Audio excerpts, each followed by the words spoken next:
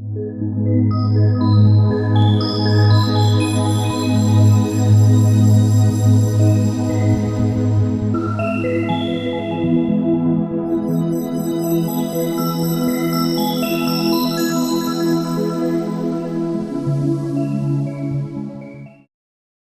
hola. Bueno, yo soy Manuel Suárez, Roberto Carrasco. Voy a partir un poco contando la historia de nosotros. El, como bien decía Manuel, mi tocayo, soy el gerente general o CEO de Synaptic, depende en qué año estemos. Y Roberto, el gerente de desarrollo o CTO de Synaptic. Llevamos más o menos como 8 años desde que nos conocemos en la universidad, o 10 años. Synaptic partió el 2007. ¿Y qué es lo que nos gusta a nosotros? Amamos la tecnología, amamos el conocimiento y nos gustan los retos. Entonces, es una combinación bastante entretenida para desarrollar y ejecutar proyectos. Mi historia, yo partí el 2007 con Synaptic, partí con la oficina solo en ese año. Era una empresa que ofrecía o brindaba servicios tradicionales de ingeniería IT. Roberto se sumó un poco más tarde. Y desde los comienzos de la oficina hasta el día de hoy, que llevamos como 7 años trabajando, hemos hecho una variada cantidad de proyectos, bastantes cosas que les vamos a contar un poco ahora. Y también hemos hecho otros emprendimientos que han salido del alero de esta oficina y que han apuntado a diversos segmentos. Hemos hecho algo orientado al área del retail, al área de las inversiones. Hemos hecho varios emprendimientos, proyectos que han nacido con Synaptic. Entonces, los emprendimientos. Nuestro primer emprendimiento fue Synaptic, como les contaba. Después, el año 2010, hicimos un emprendimiento que era un portal de compra entretenida que se llamaba wapux.com. No sé si alguien jugó alguna vez. Bueno, a veces nos pasa que nos pillamos con gente, entonces preguntamos a ver si alguien lo conoce. Era un portal de compra entretenida donde se compraban créditos para poder jugar a ganarse un producto. Entonces partimos trabajando como en noviembre del 2009. Trabajamos desarrollando el producto, fue un proceso bastante extenso hasta más o menos marzo, abril del año 2010. ¿Cuál era la gracia que tenía el portal? Que uno compraba créditos muy baratos, podía comprar 5 o 10 mil pesos en crédito y competía con otros usuarios para poder ganarse un producto que podía ser tiramos desde, no sé, desde piernas de jamón serrano hasta auto, hasta viaje, hasta un fin de semana en un Jaguar con un hotel y todo incluido. Era bastante lúdico también la propuesta. Y tuvimos, yo creo, uno de los primeros grandes retos tecnológicos fue todo ese proceso. Nosotros fuimos los únicos que desarrollamos el producto de manera interna. Teníamos dos competencias más en ese minuto que compraron un producto que estaba desarrollado afuera. Nosotros llevábamos como un mes y medio, 2 meses operando. Y teníamos una cantidad de usuarios que no era tan relevante, teníamos alrededor de 1500 usuarios. Las ventas estaban por bajo lo que era nuestra línea de nuestro punto de equilibrio. Y empezamos a hacer una campaña, en el fondo empezamos a lograr una campaña de medios, a trabajar para ver cómo lo podíamos hacer un poco crecer el portal y aumentar los usuarios.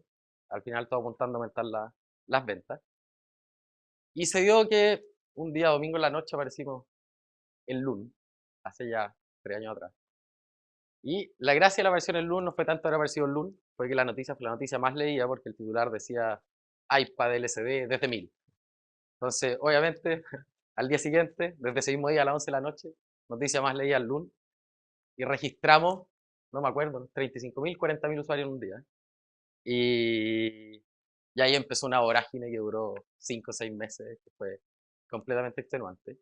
Éramos el único portal que aguantábamos la cantidad de visitas que recibimos en esos días que aparecíamos en el diario. Entonces, aparte que registramos muchos usuarios, toda nuestra competencia se cayó. Entonces, la única opción para jugar éramos nosotros. Y de las opciones que salían en LUN, que salían como 3 o 4 emprendimientos más que hacían lo mismo, éramos los únicos que podíamos ofrecer el servicio ese día. Y ahí partió una carrera contra el tiempo. Ese día efectivamente no dormimos nada, pasamos de largo manteniendo el portal. Estaba en un data center, teníamos toda la infraestructura era de nosotros, el desarrollo también era de nosotros, teníamos un enlace en fibra óptica era de 100 megas y el sistema estaba completamente colapsado por el tráfico que nos generaban los usuarios. El portal era muy intensivo porque generaba cada usuario, en cada segundo le refrescábamos un tiempo, un contador que tenía el juego del portal. Entonces era súper intensivo en el consumo ancho de banda y en la cantidad de recursos que tenía que tener la máquina. Por eso producía que la mayor cantidad de nuestra competencia, en el fondo, tenía no estaba bien armado el esquema ni de balanceo de carga ni el software, y el software se colapsaba apenas empezaba a recibir una cantidad de usuarios. Nosotros llegamos a tener usuarios jugando en el portal, como 1000 usuarios en el mismo 1500 1500 usuarios concurrentes jugando en el portal. Para esto, el tema de la ancho banda que habla es, nosotros entregábamos un contenido que debe haber sido 5 kilos, 6 kilos, pero cuando lo empezaba a multiplicar por segundo, por toda la cantidad de usuarios que consultaban más de una vez ese mismo contenido, empezaba el ancho banda a hacerse pequeño. Teníamos que inventar nuevas estrategias para poder hacerlo más chico todavía, con tal de que no se nos alcanzara nuestro ancho banda. Y de ahí empezó nuestra carrera de aprender cómo escalar, cómo escalar con recursos limitados. Generalmente la forma en que las empresas escalan es comprando un nuevo equipo, poner más enlaces, y nos dimos cuenta que nosotros podíamos hacerlo mucho más barato. Agarramos nuestro propio desarrollo como lo conocíamos, hacíamos las cosas más chicas, más eficientes, o lográbamos que los segundos corrieran un poco más lentos. Nosotros podíamos hacer eso, el tiempo fuera más lento, y logramos que más usuarios entraran.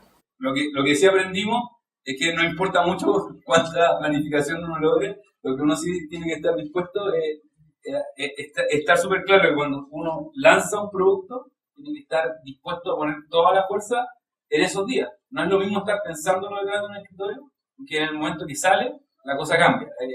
Uno ya no se puede detener en esta carrera, y la demanda de los clientes es tan fuerte que uno tiene que empezar de alguna manera a inventar brazos que no tiene. Empezar a pensar en las soluciones más cortas y más eficientes, con tal de no perder plata. Era la diferencia de ganar, no sé, 7, 8, 9 palos en un día, y no sé, eso era de utilidad, versus ganar 100.000 pesos en un día porque uno había dejado bajo el sistema. Entonces, era súper relevante. Nosotros, claro, mirábamos los números y nos poníamos contentos. Claro, así como ganábamos, perdíamos también. si una tele se iba por, no sé, por 1.000 pesos, claro, era doloroso, pero a veces se iba, no sé, un iPod Nano por 800.000 pesos. No tenía sentido, pero pasaban ese tipo de cosas. Voy a explicar un poco más el modelo para que se entienda.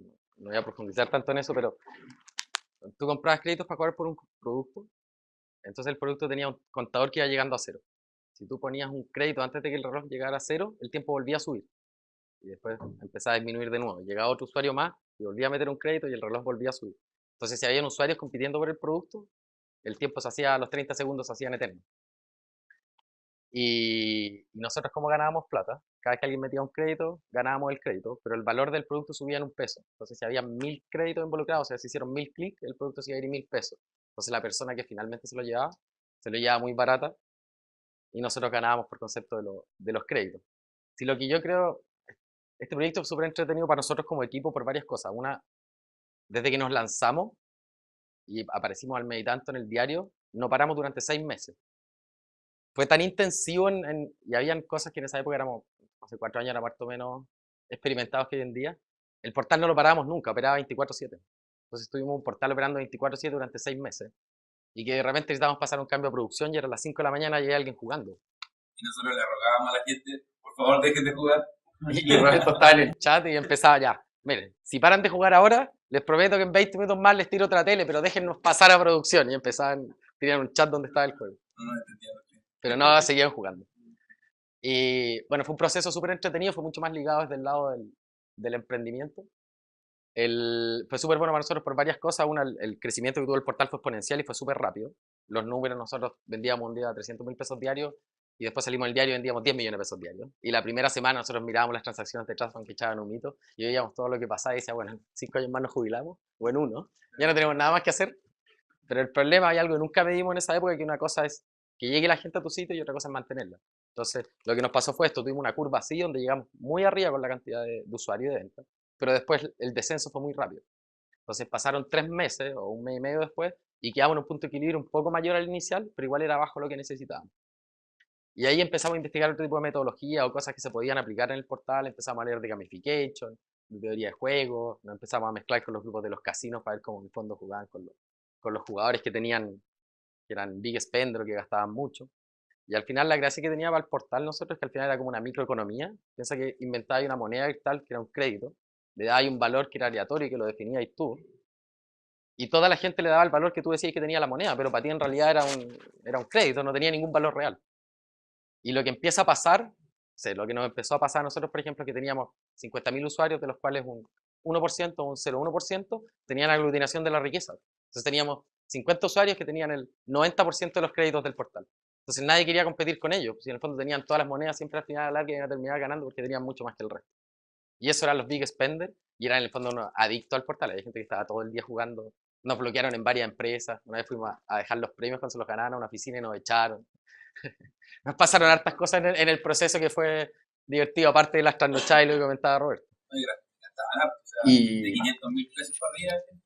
sí. Bueno, como gastan en los casinos, o sea, no es algo extraño. Le llevamos el casino a la casa, así será toda la gracia. Y todo el proceso y después poner, y la gracia que teníamos nosotros, a diferencia un poco de la competencia en esa época, es que todo el desarrollo era de nosotros. Entonces nosotros nos dimos libertades para probar muchas cosas.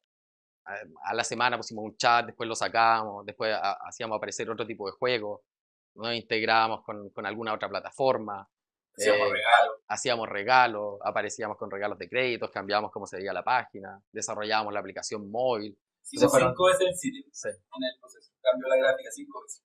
¿Verdad? Nunca estábamos conformes con cómo se veía. Entonces, otra vez hay que modificarlo. No nos gusta el color, hagámoslo mejor. Y claro, se notaba la diferencia, porque cambio y cambio, la gente lo encontraba mucho mejor. El sitio era como si estuviera nuevo. Después aprendimos que no era necesario hacer cambios tan grandes. Por último, ponerle alguna iconografía con respecto al mes o cosas así. Eso era igual de valioso y apreciado por los clientes. y en esa época también teníamos otra metodología de desarrollo. Desarrollábamos y generalmente tendríamos a desarrollar funcionalidades nuevas y pasarlas a producción y no teníamos tanto tiempo para probarlas, entonces las pasábamos. Y lo más divertido que nos pasó, que era ridículo, fue una vez que pasamos un cambio de nueva producción, cuando todavía el proyecto era Guapox, pasamos el cambio de nueva producción y empezaron a bajar las ventas y empezó a bajar la cantidad de gente que jugaba. Y era como, no tiene explicación, si esto se ve igual, no habíamos cambiado gráfica, entonces no tenía ningún sentido. Y una semana después nos dimos cuenta que el botón para jugar en el home estaba malo. Pero, pero el problema era que como nosotros, por términos y condiciones, por leyes, por temas de escritura, no podíamos jugar, al final nadie terminaba jugando en producción, probaba ya antes, pero había un problema en producción que no podía jugar. Y nos dimos cuenta una semana después. Entonces la gente se tenía que meter al detalle a jugar. Y eso lo hacía poca gente, entonces perdimos mucha plata durante una semana. Y después vinieron hartos procesos que fueron entretenidos. Por ejemplo, porque decía Roberto que corrimos a firmar la escritura cuando fue el boom del portal, porque el viernes tirábamos un auto, teníamos que tener todos los documentos firmados porque había responsabilidad legal por el hecho de tirar un auto y todo. Entonces teníamos que firmar los papeles, teníamos 3 días para sacar los términos y condiciones, los papeles y todo, y tirar un auto el día. Bueno, El día viernes. había que pagar sueldos, pagar cosas. Sí, Había la cantidad de cosas. del oficio. No teníamos tiempo para hacer nada, ese era el problema. O sea, yo no vi a mi familia un mes entero, por lo menos. Y éramos un equipo no de poca gente, ¿eh? Éramos 6 personas. Y una vez que pasa esto, en el fondo se fue ordenando un poco el proyecto, fuimos creando más estructuras, empezamos a hacer cosas nuevas. Y también empezamos a cambiar ciertas formas de operar de nosotros. Porque comentaba lo de cómo desarrollábamos en esa época, hoy día desarrollamos en base a test, para poder ir un poco viendo qué es lo que pasa con los cambios en los sistemas y tener una evolución mucho más controlada el cambio. Y llegamos más o menos a septiembre de ese año, octubre, y de ahí por X motivos o más anécdotas, yo me puse a jugar en el portal de la competencia y me empecé a ganar todas las cosas. Y el gerente general de la competencia me bloqueó la cuenta y yo le llamé por teléfono, le mandé un correo, me llamó, al final terminamos almorzando 2 semanas después y un mes después nos fusionamos la empresa. Y estuvimos fusionados operando como 3 o 4 meses. Ellos tenían mucha mayor inversión que nosotros, esa fue una de las razones por las cuales nos fusionamos y nosotros aportamos todo lo que era el software. 20 veces. 20 veces, o 50 veces. Y la negociación ellos tenían era un fondo de inversión el que había apalancado el proyecto de ellos. Y la gran discusión fue cuando nos sentamos a negociar la fusión, era cuánto vale el software y cuánto vale la plata. O sea, la plata uno sabe cuánto vale, 50 millones de pesos son 50, o sea, son 300, son 300. Pero cuánto vale el software. Y estuvimos en negociaciones como un mes diciendo cuánto valía el software que nosotros habíamos hecho y la experiencia que nosotros teníamos para poder continuar construyendo el producto hacia adelante. Y al final nos asociamos en parte iguales y ellos aportaron una caja cercana a los 300 millones de pesos y nosotros aportamos lo que era el software. Y más la experiencia de nosotros en todo lo que era desarrollo, en desarrollo de sistemas, plataformas. ¿Ah? Y la gana. Y empezamos a operar en conjunto, nos preocupamos mucho más de muchas cosas. Y viene la primera definición es que nosotros siempre pensamos que era un portal de juego. Ellos creían que era un portal de retail. Entonces que había que orientarse mucho más en crear puntos, premios, diferentes tipos de monedas. Y trabajamos 3 meses sin preguntarle a nadie, o sea, con las indicaciones un poco guiadas en conjunto, haciendo un portal que era mucho más orientado al retail y al producto. Trabajamos como bruto 3 meses, lanzamos el portal en diciembre, aparece aquí, la vamos a romper. Las 2 primeras semanas no vendía nada el portal. No vendió nada durante 2 semanas y nos empiezan a mandar correos a la gente y el problema era que nadie entendía lo que hacía. Teníamos multimonedas, puntos, conversiones de puntos para canjear productos y complejizamos tanto el modelo que en un principio era súper sencillo que dejamos la escoba a nivel de portal. Ya habíamos hecho el portal 5 veces o 6 veces ya a esa altura. Pasa esto, lo bajamos una semana y tuvimos una semana para rehacerlo completamente nuevo y cambiar el modelo y volver a un modelo que era mucho más sencillo de juego. Y ahí de nuevo pasamos una semana sin dormir. Me acuerdo había otro socio más que había que era el día que nos tocaba lanzar, teníamos que lanzar el nuevo portal un día a las 4 de la tarde y estaba tirado en el sillón al lado de la oficina, por favor, no, no, quiero dormir, ya no podemos, no podemos. Y al final salimos a las 4:30 de ese día. Pero al final siempre pudimos ir mejorando un poco la parte técnica y el crecimiento a nivel de equipo fue súper bueno. Y de la fusión que tuvimos con ellos, de esta empresa que era ClickD y nosotros que era Guapox, que nació Glooper. Glooper era el mismo principio de Guapox, pero en esta estructura fusionada. Creamos una estructura enorme, gastamos una horrible cantidad de plata al mes. Nos quemamos 300 millones de pesos y vendíamos menos que lo que vendíamos al principio. Tenía que llegar inversión de afuera para que lo cambiáramos y construyéramos el portal de nuevo y al final no apareció. Y en febrero del 2011 se cerró como proyecto. Asumimos las pérdidas y cadena natural, volvimos a enfocar toda la energía en Synaptic y seguir trabajando en los productos más tradicionales. Synaptic siempre la continuamos en el fondo nunca, desde que partió el 2007 siempre ha estado operando. Cuando nosotros nos hemos metido más en algunos emprendimientos o proyectos la hemos dejado un poco más de stand-by, pero en general la empresa siempre ha continuado. ¿Y en qué estamos ahora? Un poco qué ha pasado después de eso. Hicimos otro proyecto más, otro emprendimiento que se llama Titan Trade, que lo acabamos de lanzar hace una semana y media. Es un proyecto, es una red social de inversionistas e inversores.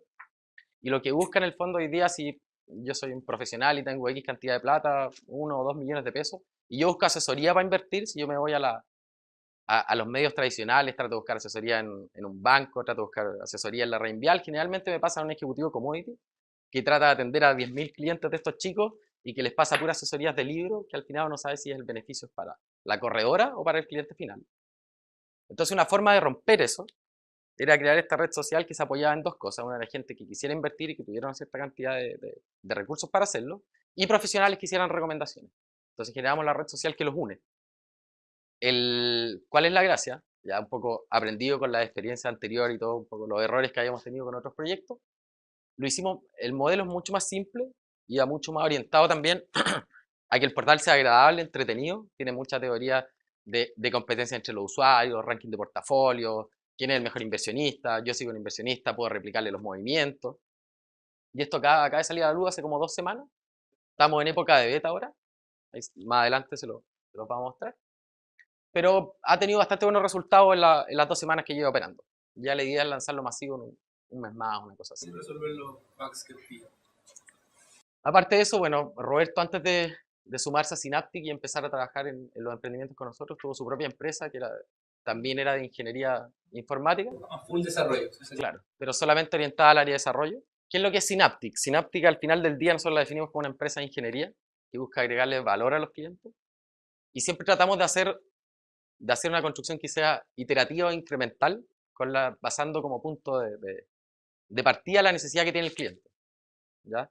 Nos basamos un poco en el equipo humano que tenemos, confiamos mucho en la gente que tenemos, la mayoría son ingenieros, es un esquema bastante horizontal, no es muy vertical en cuanto a la estructura, y se presta mucho para el debate y la construcción desde la misma gente. El último tiempo, ya hace un buen rato, estamos jugando metodologías ágiles, de manera de hacer construcciones iterativas y incrementales, donde vamos agregando valor en cada instancia, tratamos de que sea un proceso bastante fluido con el cliente.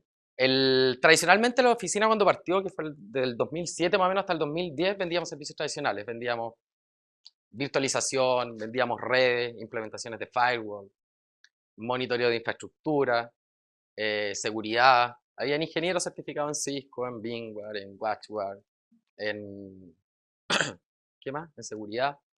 Y vendíamos productos o servicios alineados a ese tipo de cosas. El problema que empezamos a tener, o que empezamos a detectar en el 2010, es que estábamos vendiendo un commodity. Si yo vendo virtualización y las especificaciones dicen que vendo VMware de tal y tales características y hago tal cosa, al final del día mi propuesta y la del de al lado no tiene ninguna diferencia. Y por mucho que yo me trate de diferenciar, al final la propuesta refleja lo mismo, y es que se saltan toda la propuesta, van a leer el precio y quieren saber cuánto cuesta la implementación del servidor de virtualización. Y todo el resto da lo mismo. Y nos empezó a pasar que tratamos, la oficina armó un área de venta, eran 20 y tantas personas, teníamos la estructura de venta, salían a vender, teníamos vendedores que vendían una cosa, ingenieros que tenían que implementar otra, y el cliente que esperaba otra cosa, y al final teníamos un despelote que nadie entendía. Sacamos la ISO entre medio, entonces todos los procedimientos estaban organizados, pero al final teníamos ISO, teníamos todos los procedimientos organizados, pero la rueda no funcionaba bien. Y era también porque el desgaste a nivel de ingeniería de hacer una propuesta era súper alto, podéis pasar un mes, 4 semanas haciendo una propuesta, pero en general lo que le entregaba el cliente era un commodity y no le importaba lo que hubiera gastado la propuesta, no tenía ningún valor adicional que la propuesta del de al lado. Y nos empezamos a plantear un poco cómo o de qué manera empezábamos a lograr nosotros entregar soluciones de valor a nuestros clientes y donde realmente nos diferenciáramos un poco del commodity de vender tecnología. Si yo veo la tecnología como un commodity hoy en día, es un problema, porque asumo que en el fondo cualquier cosa que voy a recibir es lo mismo. Entonces, ¿cómo nos alineamos a nuestros clientes? Y cómo nos empezamos a meter en el negocio de ellos de manera que las soluciones que les entreguemos les agreguen valor. Entonces, de tener una empresa que tenía gente certificada en muchas cosas y hacía proyectos de ingeniería, pero ligados a implementaciones tradicionales, empezamos a buscar formas de mutar al negocio y alinearlos mucho más con la gerencia y con los negocios mismos. Esto debe ser más o menos desde diciembre del año pasado. Entonces, empezamos a trabajar en varias cosas. Si yo, por ejemplo, ¿qué era lo que nosotros tradicionalmente vendíamos? Monitoreo de infraestructura. Entonces, el monitoreo de infraestructura es tonto. Lo que hace es decir, está arriba el dispositivo, está arriba el firewall, está arriba el servidor. Podemos monitorizar cualquier cosa prácticamente en infraestructura. Igual somos buenos, yo creo que somos la empresa, o si no es que la más especialista en Chile en vender monitoreo de infraestructura. Entonces, lo que nos empezó a pasar, ya tenemos un pool de gente que es muy capacitada en un millón de cosas. Entonces, si a mí me toca monitorear un servidor VMware, tengo al certificado en VMware y tengo al especialista. Si me toca monitorear una aplicación o me toca hacer alguna prueba sobre una aplicación, tengo un área de desarrollo que opera. ¿Cómo planteamos un poco o qué vuelta le empezamos a dar a este monitoreo de infraestructura que podía ser pensado o podía ser medio tonto? Para alinearlo con el negocio y convertirlo en una variable más importante de cara al cliente final y que le agregara valor en el camino. Y que fuera más fácil también de nosotros de poder explicarlo, venderlo. Y la respuesta tradicional, un poco con lo que nos encontramos, fue que, ya, efectivamente, ¿qué es lo que pasa? Yo tengo infraestructura, tengo todo esto, ¿cómo alineo eso al negocio? Y hacemos lo que empezamos a construir, que está muy basado en el BSM, que es Business Software, o sea, Business Service Monitoring, que es monitorear no la infraestructura, sino que el servicio asociado. Entonces, está la vista del servicio arriba, y yo genero una pirámide con toda la infraestructura donde voy asignando peso a cada una de las variables. Y al final lo que logro es saber el impacto que tiene sobre el negocio, sobre el servicio que está ofreciendo el negocio, asociado a la infraestructura. Y de esa manera estoy mucho más asociado al negocio de mi cliente. ¿Y qué es lo que empieza a pasar con eso? Cuando empezamos como a vender ese tipo de propuesta al cliente y interactuar con ellos, es que le ven el valor mucho más rápido y lo entienden mucho más rápido. Y es más fácil mostrarle, mira, aquí está, no sé, tu servicio de correo es crítico porque tenéis 10.000 usuarios y si se cae te van a alegar todo. Y tenéis Exchange, entonces las probabilidades de que se caiga son más altas que nada.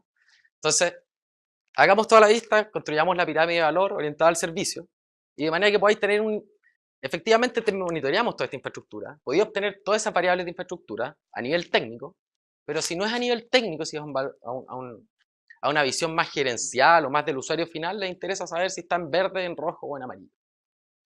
Y empezamos a construir ese tipo de propuesta asociado a infraestructura. Le llamamos BPI, que es Business Process Intelligence, que es inteligencia de procesos sobre todo lo que hay asociado a la infraestructura.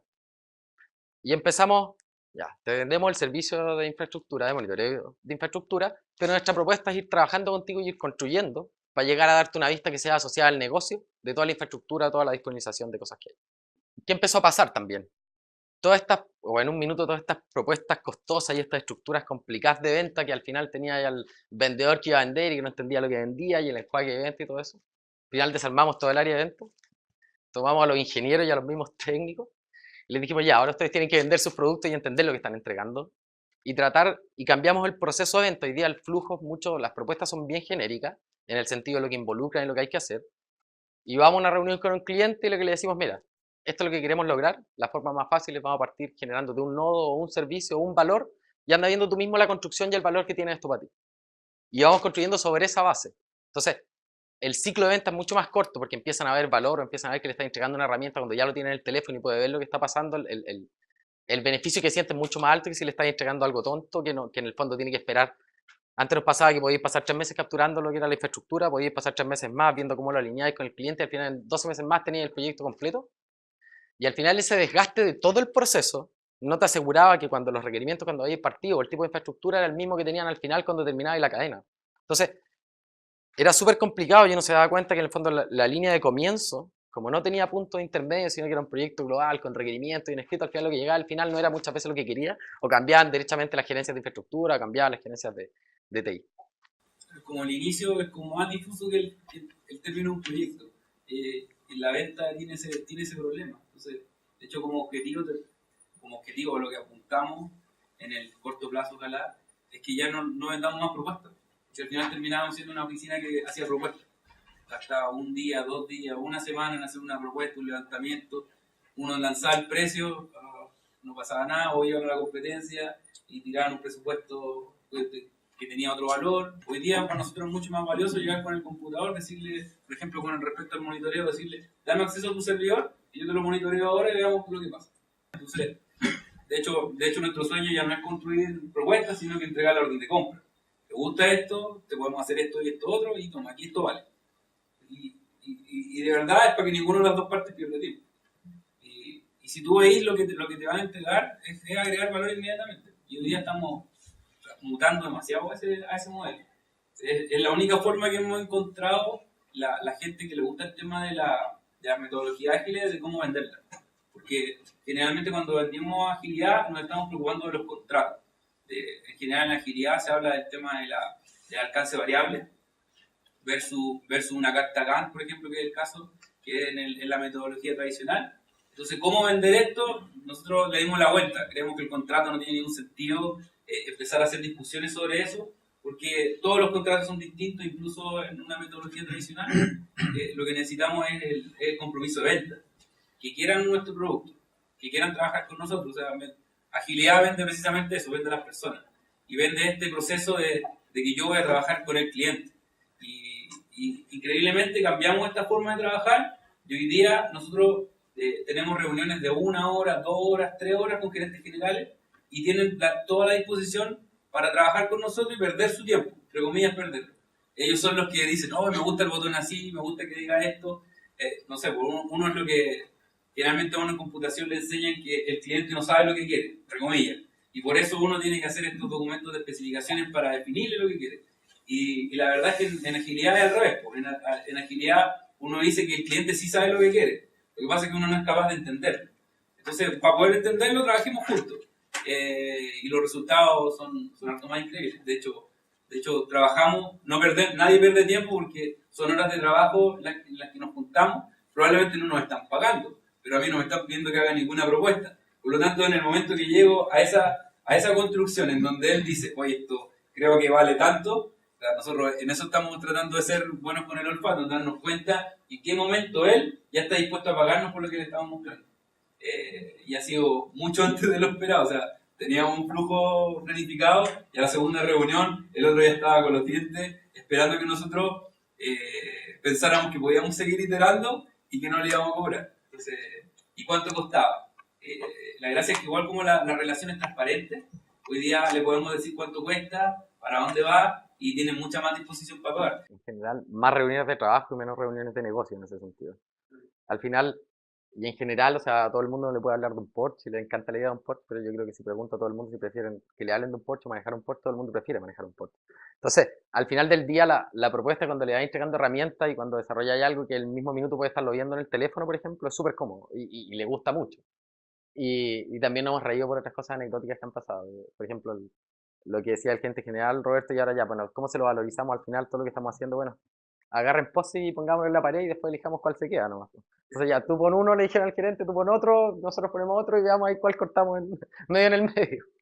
Pero, pero en general, aunque parece que es más desordenado, hay una metodología asociada de todo el proceso detrás. Por ejemplo, si hay un valor asociado a cuánto nos cuesta a nosotros la área de ingeniería y a cuánto tenemos que venderla para que sea rentable como empresa, si tenemos claro más o menos cuánto nos cuesta o cuánto podemos invertir en un proyecto, en generar una demo y cuál es el retorno que esperamos. Si lo que pasa es que lo que es súper complicado de medir cuando empezáis a crecer, nosotros la empresa hasta el 2010 debe haber sido muy pyme, y después empezamos a venderle a clientes mucho más grandes, y los ciclos de venta era algo que nos destruían. O sea, tener un ciclo de ventas de un año por un proyecto es ridículo. Y el proceso entre medio no aporta nada. Vos estáis solamente mandando correo y haciendo gestión con un vendedor que ni siquiera captura mucho el proceso. No es alguien que le esté aportando al producto en el camino ni al cliente final. Entonces, cuando empezamos a mutar a esta idea un poco más de ir agregando valor en el camino y crear propuestas más livianas y no preocuparnos tanto del contrato, un poco ligado también ni el mejor contrato del mundo ni el contrato del Transantiago hizo que no fallara el Transantiago. Entonces, al final, no lográis nada con el contrato, más que tener como muñequear después, pero en general, mientras estén claras las condiciones y poder ir viendo lo que va pasando, es mucho más fácil que vea el valor que le estáis agregando y que el contrato pase a ser un tema de segundo plano. Y bueno, nos desordenamos un poco con todas las cosas que queríamos contar. Una pregunta, esto se ve, de lo que tú estás explicando, más asociado como a un gerente TI, ya que le interesa saber si su infraestructura está arriba, Sí. con los colores, si le cayó una máquina. Pero ustedes hablan harto de que van con un gerente general, Claro. más del negocio. ¿Significa que el TI no está ofreciendo ese servicio probablemente? ¿O? Hay una mezcla de dos cosas. Cuando partimos con todo el monitoreo de infraestructura, efectivamente es como para vendérselo al área de TI. Lo que nos pasaba con el área de TI era que el poco alineamiento que hay entre un área de TI y el área de negocio es enorme. Entonces, cuando tú le querías dar un beneficio al negocio llegando por el área de TI, es súper complicado. Y nos ha pasado en hartas más cosas y en otros proyectos que vamos a mencionar un ratito más. Pero para que tengan una idea, por ejemplo, no sé, estamos ahora viendo con la Cámara de Comercio de Santiago para apoyar a las empresas del Cyber Monday en el proceso del Cyber Monday que viene ahora, que en general el negocio tiene un requerimiento y dice quiero vender 40.000 televisores, entonces lanza la tremenda oferta de televisores y TI nunca sabe que venía y nos pasó, clientes que nos dijeron nosotros no sabíamos que estábamos en eso. Entonces un día empieza a aparecer carga alerta de todos los servidores, bueno, mañana lo veremos y nadie sabía que estuvieron toda la noche caídos sin vender. Entonces hay no están alineados para nada. Entonces, y el problema es que si tú partís por el área de TI, que el área de TI mueve al área de negocios no funciona mucho. Entonces en general la llegada tiene que ser por el otro lado. Ahora, efectivamente, el producto de monitoreo de infraestructura con una vista hacia el servicio de negocio, ese sí parte por el área de TI. Pero aparte de eso tenemos otro producto, por ejemplo, que se llama, que es el MAN, que es el monitoreo activo del negocio, que ese está directamente orientado a los gerentes generales, y eso era un poco lo que estaba hablando Roberto. Y lo que generamos ahí es, por ejemplo, nos integramos a los sistemas, esta es una demo de una minera, que lo que hicimos fue conectarnos a los sistemas de la mina, a toda la parte de operación de la mina, les trajimos todos los datos. Una mina, para que se hagan una idea, una mina mediana tiene 15.000 indicadores.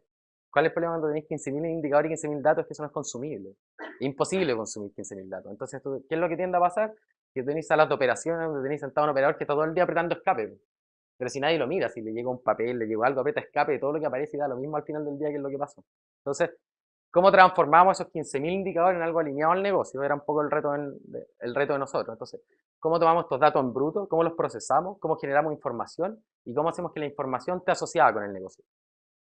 Y en eso apareció el MAN, desde enero más o menos de este año, que es el monitoreo activo del negocio, que lo que hace es capturar estas variables, estos datos dispersos, los procesa y genera 10 o 15 indicadores para toda una planta. Ahí se los vamos a mostrar un rato más la demo que tenemos asociado a eso. Claro, pero es completamente orientado al negocio. Esta fue la demo bien básica, esta la hicimos hace 4 o 5 meses, esto fue lo primero que sacamos. Hoy en día está mucho más refinado y tiene hartas cosas más. Fuimos a la mina el lunes y el miércoles estábamos con eso. Esa era la idea, era mostrarlo al tío. Bueno, fue como un desafío. Otro de nuestros socios fue en esa época y todo el rol que tenía fue, a la mina le estábamos haciendo 2 proyectos más. Y aparte de eso le dijimos, mira, te vamos a entregar esta herramienta de monitoreo del negocio que la estamos recién lanzando, entonces puede ir alguien a hacer el levantamiento, no te lo vamos a cobrar. Ya, perfecto. Entonces, habían 2 personas, 2 ingenieros que estaban trabajando en 2 proyectos distintos y apareció este otro tercer ingeniero que era socio de nosotros también. Y que es bastante especial su forma de ser, es bastante obsesivo y estresado. Entonces su misión es tener 1 día y medio, 2 días, para integrarte a todos los sistemas de la mina, no me importa cómo. Pero no tenéis que empezar a escupir los datos para Santiago porque tenemos que procesarlo. Y llama el primer día en la noche, me llama deprimido, es que esto es imposible, no voy a llegar, no puedo sacarlo. Y yo sé que voy a llegar, no te deprimáis tanto y sigue trabajando. Y al otro día, como a las 10 de la mañana, nos tenía todos los datos. Efectivamente se había conectado al sistema de la mina y nos había sacado todos los datos y nos escupía todos los datos para afuera. Nosotros tomamos 10.000, 15.000 datos que eran los que llegaban, agarramos los que eran más relevantes, los procesamos y generamos claro. No era con eso. Y tomáis esos datos, los procesamos y generáis indicadores de negocio, pero la gracia de los indicadores de negocio KPIs que son consumibles. yo puedo consumir 5 datos en una pantalla, pero yo no puedo consumir 10.000, no puedo consumir 10.000 datos, es imposible. Si el problema hoy en día, no sé, hace 10 años el paradigma de la información y todo tenía que estar y Metal escribiendo datos y escribiendo datos y escribiendo procedimientos, y el problema de hoy en día es cómo lo pillo y cómo lo puedo consumir. El problema hoy en día ya no es de la información está. Hace años que está la información. O sea, cuando uno va a una empresa y dice, no, es que aquí no sabemos qué programa utilizar para qué cosa, bueno, es que no sabéis googlear entonces. Sí, la información está hoy en día, el problema es cómo llego a la información y cómo la consumo. Y esa es un poco la propuesta de nosotros. En el fondo nosotros procesamos esto, generamos la información que es relevante para el negocio, te la disponibilizamos y te la damos de alguna manera que podáis consumirla. Y te la entregamos en el celular, en el tablet, de la manera, y todo el proceso, por ejemplo, de captura de los datos, hasta la parte de presentación, en el fondo es un proceso que es estándar. Cuando no es estándar, ya cuando le empezamos a generar el indicador. Como nosotros le queremos generar el mayor valor hacia el negocio y hacia la persona que va a ver el indicador, necesito que esa persona en el fondo entienda el indicador y que sea un indicador prácticamente propio. Entonces el indicador se lo customizamos. Y la forma en cómo se lo presentamos y cómo lo ve y cómo lo asocia, va muy ligado a lo que él espera obtener. Y ahí nos han pasado cosas súper anecdóticas. Por ejemplo, una reunión con Salfa, fue con Salfa Renta, el gerente general, el gerente de operaciones, ¿quién más? Gerente comercial. El gerente comercial. Al fondo habían como 4 gerentes. Y Sebastián, que es el gerente comercial de la oficina, les pasa papelito, le pasa post-it y les dice, ya, quiero que cada uno, y aparte como son medio, les pasáis los papelitos y decís, escriban y pónganlo en la pizarra, como que quedan todos descolocados, pero les gusta. Entonces les pasáis los papelitos. De hecho, la segunda reunión pedían hasta el mismo color que antes porque ya les había gustado. Y les pasáis el papelito, les decís, ya, escriban cuál para ustedes el negocio de Salfa, qué es lo que tiene que hacer. Y cada uno escribió algo. Y ponen todo el papelito en la pizarra. Y después llega el gerente general, los mira, están todos los buenos despedidos, les dicen. ¿Por qué no hacemos eso? Y pone otro papel encima. Y al final lo que tú te das cuenta con eso es que dependiendo cuál es tu rol dentro de la organización y cuál es la misión dentro de la empresa, tu visión del negocio es distinta, pero no por eso es menos válida que el de al lado. Si lo importante es que estén alineados con la estrategia global y que lo que tú queráis ver o lo que para ti es importante hacia el negocio, lo podáis consumir de alguna manera o podáis obtener esa información. Entonces, la propuesta de nosotros es esa, por eso que la vista del gerente general va a ser de una manera, la vista de la persona de operaciones va a ser de otra y vais construyendo una vista mucho más global. De hecho, la idea es como capturar el conocimiento experto que tiene cada persona. Porque cómo toma las decisiones el gerente general es muy diferente a cómo las toma el resto de la organización. Y una de las cosas que uno se topa cuando empieza a hacer esos levantamientos es que la persona que toma las decisiones más relevantes de la organización es la que menos información tiene.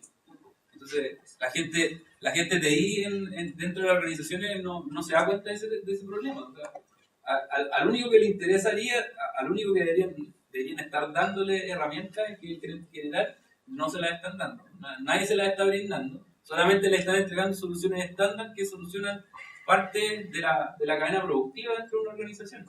Entonces, cuando uno es capaz de darle el número, los 2 números, los 3 números que al gerente general le importan para poder tomar una decisión que a veces no tiene nada que ver, y eso es lo que más pasa, no tiene nada que ver con lo que uno piensa que es el negocio. Se preocupan de cosas incluso más simples de las que se preocupa el resto, y con esas cosas toman decisiones. Cuando uno se mete en eso, claramente TI empieza a subir de valor dentro de la organización. Que es como parece que nosotros mismos somos los que nos echamos para abajo dentro de una organización. O sea, tenemos todas las herramientas a nuestra disposición, o sea, nosotros tenemos la información y no somos capaces de entregársela a la única persona que la está necesitando. Y generalmente tiene que contratar a gente externa como nosotros, gracias,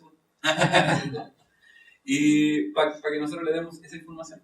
Les contamos un poco lo que hacíamos. Vamos a contarles un par de proyectos que hemos hecho con la oficina que sean más o menos interesantes. Pero el año pasado, uno de los proyectos que más nos gustó del año que hicimos fue entregamos los resultados a nivel nacional de la prueba de aptitud. Partimos trabajando con el STI de la Universidad de Chile más o menos como en agosto, junio, como en junio del 2012. Y estuvimos trabajando hasta diciembre del año pasado para entregar los resultados de la prueba de selección universitaria, que yo todavía digo la PA, pero ahora es PSU, de la PSU a nivel nacional. Entonces, cuando nos juntamos con el cliente, que era el director del STI de la Universidad de Chile, un poco la problemática que nos contaba, mira, lo que me pasa todos los años es que te van a aguantar 1 millón de visitas en 5 segundos, nunca lo alcanzo y siempre tenemos downtime del servicio y se nos cae la plataforma.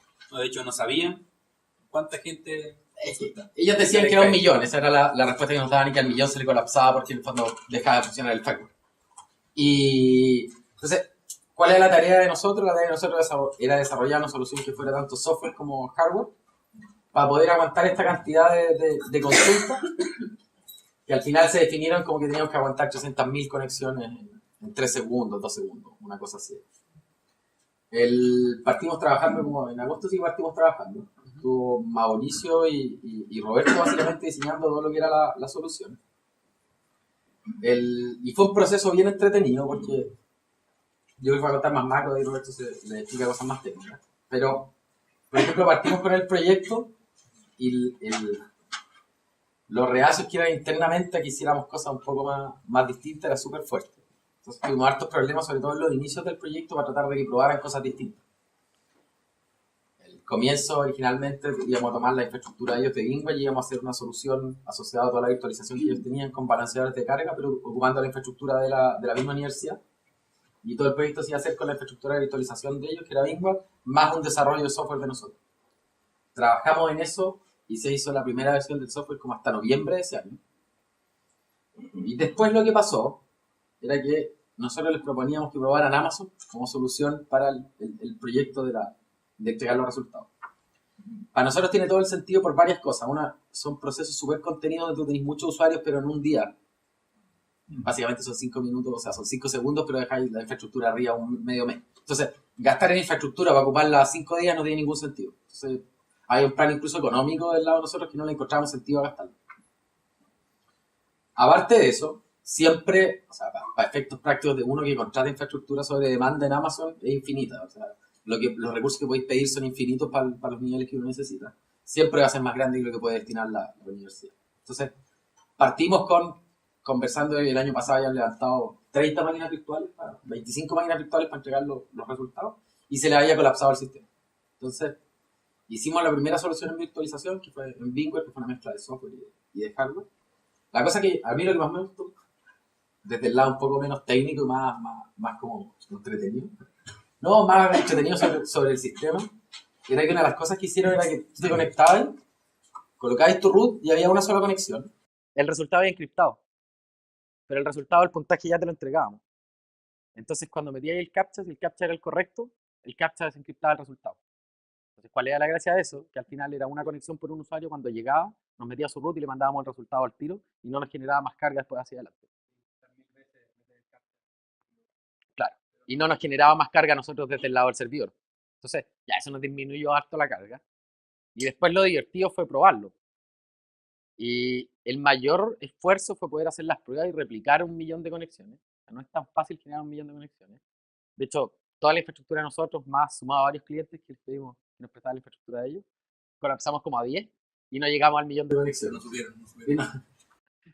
Y al final, bueno, pagamos una plataforma que no me acuerdo cuál fue la que pagamos al final. Ahora no podemos volver a mirar. Pero era la misma plataforma, aunque todo el mundo testea estas grandes soluciones. El problema acá es que la prueba costaba $10.000 y hacer la prueba por una hora para poder llegar a esa cantidad de conexiones. Y llegamos al final, llegamos a los números, entregábamos 80.000 conexiones concurrentes. En más o menos 2 segundos servíamos 300.000, entregamos 300.000 resultados. Porque concurrentes quiere decir que en un segundo podíamos entregar más de los 80.000. De hecho, entregamos 150 y tanto. En 2 segundos entregamos 300.000 resultados, más o menos como en un minuto, y así todo Chile se metía en un minuto y íbamos a entregar todos los resultados y íbamos a llegar a eso. Al final de todo el proceso, el resultado efectivamente se entregó en Amazon. Una vez que ya la universidad nos tuvo más confianza, nos dejaron jugar un poco más. Y el resultado final de los resultados de la PSU se entregaron desde la infraestructura de Amazon. Y nos ocupó la infraestructura de la universidad y eso se dejó como contingencia. Entonces, al final hicimos 2 proyectos. Hicimos el primero que era virtualizado con VMware y después tuvimos 3 semanas para replicar todo el mismo diseño y cambiarlo con los balanceadores de carga de Amazon y distintas zonas geográficas y un tremendo juego para que no estuviera sujeto a caída. De hecho, era prácticamente imposible que se cayera. Se tenían que caer como 2 regiones de Estados Unidos y creo que había otra afuera también. Era complicado ya. Si eso se llegaba a fallar, ya a nadie le iba a importar ver los puntajes. Y aparte la universidad tenía un poco de mías porque le tomaron a la universidad y todo, y al final nos logró, eso nos permitió entregar los resultados desde Amazon. Cosa que para nosotros fue súper buena. Pero nos pasaron estas cosas anecdóticas en el proceso. Por ejemplo, ese día estuvimos todo el día trabajando en la universidad. Y Mauricio había hecho un dashboard, unos indicadores de la cantidad de conexiones y todo. Y por todo el número esperado que íbamos a esperar de visitas, se hizo un dashboard que tenía una escala hasta 1.000.000. Entonces, ahí íbamos a ver cómo se movían las conexiones. Y llega el primer segundo, se abren los resultados y nada subía. Está todo caído y empiezan a moverse todo el mundo histérico y de repente empezaron a mirar los logs y efectivamente todo el mundo estaba conectando, pero las 300.000 visitas que yo esperaba en el mismo segundo, en realidad eran 20.000. Entonces, una escala de a 1 millón no se veía nada. Cámbiate la escala, déjala en 50 y ahí se empezó a notar. Y al final de todo el resumen de todo el tema, ya, efectivamente hemos recibido 500.000 peticiones, pero eran 10 minutos. Entonces, las conexiones concurrentes nunca superaron los 15.000, 20.000 usuarios. Estimaban 7 millones de personas que iban. Claro. Fueron como 4 millones de personas, pero en un espacio de 10-15 minutos. Entonces, efectivamente, la concurrencia no era tal como la que se imaginaban. O sea, todo lo que le habían dicho anteriormente, que eran 1 millón de conexiones y por eso se colapsaba el firewall, se colapsaba el balanceador, se colapsaban los servidores. No era real, en el fondo, era mucho menos. Y la gracia de verlo también fue entretenido porque fuimos a matar no sé, una hormiga con una bazooka al final. Aguantábamos 15 veces más que lo que llegaron. La escala tuvimos que cambiarla para poder verlo. Tenemos que cambiarnos país. Esa es la única forma para que sea más, claro. En Argentina o así, para ver si hay. Y ahí hemos seguido, debemos llevar como, o sea, proyectos de alta carga, alta disponibilidad. Partimos cuando generamos el portal de Wapux investigándolo para nosotros. Y de ahí debemos llegar 2 o 3 años trabajando en eso. Y en general los números que hemos llegado con infraestructura bien... Es poca infraestructura, para la PSU hay 8 máquinas en Amazon. Que no era la más grande. Nuestra experiencia en Wapux nos llevó a otro... Con alta disponibilidad generalmente cuando se enseña o uno va a un seminario de esto. A mí me tocó ir cuando estaba trabajando en otro lugar y a uno lo que le venden son infraestructura para apoyar eso. O sea, no sé, un balanceador, 3 balanceadores, no sé, firewall que aguanten no sé cuántas conexiones, no sé. Al final, si uno lo traduce, es que uno necesita una chequera muy grande y con eso puede aguantar muchas conexiones, lograr que sus sistemas funcionen mejor. No sé, pues a mí me tocó trabajar un buen tiempo con IBM Content Manager y claro, tratar de que esa cuestión fuese capaz de aguantar la carga que yo necesitaba. Por ejemplo, en el proyecto que estaba era migrar unos documentos. Si yo migraba con Content Manager, me iba a demorar 1 año y medio toda la cantidad de documentos que tenía que pasar y tuvimos que implementar algo encima para lograr cambiarlo de 1 año y medio a 2 meses. Pero eran 2 meses de estar ocupando todo el ancho banda de la empresa dentro de la misma organización. O sea, necesitábamos tener una red nueva solamente para eso. Entonces, lo que uno aprende es como, tengo que comprar esto, tengo que comprar esto otro, tengo que comprar esto otro. Lo enchufo y empieza mágicamente esto a funcionar y aguantar cargas que antes no aguantaba. De hecho, en Wapux el ejemplo clave era que nosotros gastábamos cerca de 600.000 pesos mensuales para aguantar la carga que teníamos con respecto a nuestro software. Y la competencia con la que nos unimos, ellos gastaban 6 millones de pesos todos los meses solamente en infraestructura. O sea, eran tremendas diferencias. Y creo que la otra competencia gastaba cifras similares para hacer lo mismo. Y nuestro concepto no era que nosotros hacíamos las cosas mejor, o sea, raya para la suma sí, pero en términos de tecnología estábamos usando tecnologías similares. La única diferencia es que nosotros no queríamos solucionar las cosas con más fierro. No queríamos solucionarlos con más cosas. No teníamos tanta plata, pues esa era toda la explicación. De ahí sacamos la enseñanza de que para escalar o para aguantar mejores cargas o para ser más disponibles, necesitamos de verdad repensar lo que tenemos. Porque precisamente es mucho más fácil, antes de gastar, analizar lo que uno tiene y empezar a encontrar dónde están los problemas. O sea, claro, para eso se necesita quizás más cabeza. Pero a la larga sale mucho más barato. Permite escalar de verdad en el tiempo. De verdad, nosotros no creemos que somos tan brillantes en este sentido. O sea, claro, en otras cosas no hemos pasado a ser brillantes, pero para esta cuestión no fue nada brillante. O sea, de hecho, cuando fue el tema de Cuponatic, con Ripley, no fue nada brillante lo que hicimos. Simplemente revisamos la aplicación, vimos que no sabían hacer estas cosas bien nomás y las arreglamos, ¿no? Pero era aplicar tecnologías que conocemos muy bien. Es el típico problema que a mí me enseñaban en la universidad de cómo servir los resultados de la PCO. ¿Qué era más rápido? ¿Hacer un servidor donde uno consultaba por el root y después le escupía la información? No, lo mejor era escribir todas las páginas de todos los resultados de cada persona en el servidor para que cada una tuviera su link y uno llegara a ese lugar. Claro, cuando a nosotros nos tocó eso, dijimos, ya tenemos la solución, nos enseñaron en la universidad esto, y de hecho era una prueba, si uno respondía mal, no le colocaban un 7. O sea, existía una sola respuesta. ¿Cuál era el problema? Es que no se tenía que poder ¿cómo se llama? No se podían descargar todos los resultados. Entonces, si estaban todos en un URL, alguien malicioso, entre comillas, les daba lo mismo si la información en este caso no es privada, podía obtener igual la información. Entonces, como no se quería eso, teníamos que poner una barrera. Y la barrera es el CAPTCHA. Ese es el tema. Pero el CAPTCHA para nosotros era un problema. La solución tradicional de CAPTCHA se basa en usar sesiones. Para usar sesiones en infraestructuras normales, eso es un cacho inmenso. O sea, necesitamos una máquina que tenga mucha RAM o que empiece a ocupar una base de datos y que tiene que estar configurada de cierta forma. O sea, es un lío, mientras que nosotros dijimos, ya, chao con los líos, porque ya estábamos hablando con la gente de sistemas y era todo un lío. Si quieren les puedo contar los detalles de eso, pero finalmente, ¿cómo nos sacamos a todos los líos y logramos hacer una solución mejor? O sea, saliendo de la reunión ya teníamos la solución, encriptemos esta cuestión, metamos la contraseña, va a ser la llave para desencriptar, y claro, con eso logramos que existan muy pocas conexiones. Y nos sacamos de encima la sesión. Eso es como el PIN-Pass, que podría explicar mejor. O sea, los aparatitos que generan números por la semilla, la gracia es que todos esos números pertenecen al conjunto de ese aparato. Eso mismo se puede ocupar para generar plata. O el siguiente número es otra transacción válida, dentro del mismo numerito, y así sucesivamente.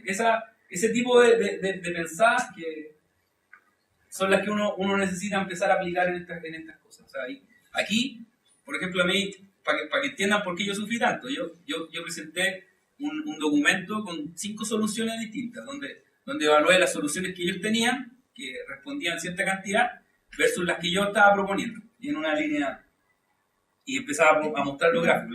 Los gráficos eran increíbles, o sea, se lo explico casi más fácil. O sea, ahí ya. Esta era la solución de ella, y cómo respondía, ¿ya? Y de todas las que yo propuse, la mía era así, ¿ya? Pero era increíble, si era... Porque para mí el problema de entregar estas cosas para mí era entregar archivo estático, por lo tanto no hay que hacer nada con el servidor, simplemente tiene que escupir la información. Y el problema es que ellos querían que funcionara así, o sea, con esa tecnología. En este caso, yo soy como enemigo de PHP, pero porque mi socio le encanta PHP, entonces yo siempre peleo contra él. Y de hecho, en este caso tenía el mejor ejemplo para decir que PHP era malo. Porque yo con una solución que ocupaba 3 líneas de código era mejor en resultado que lo que él hacía con 20 líneas de código más un Apache o un Nginx o lo que fuese que tuviera encima.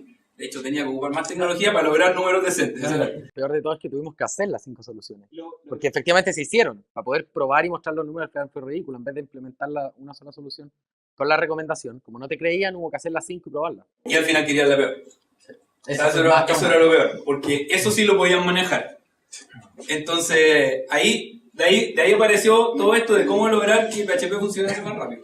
Y lo hicimos funcionar más rápido.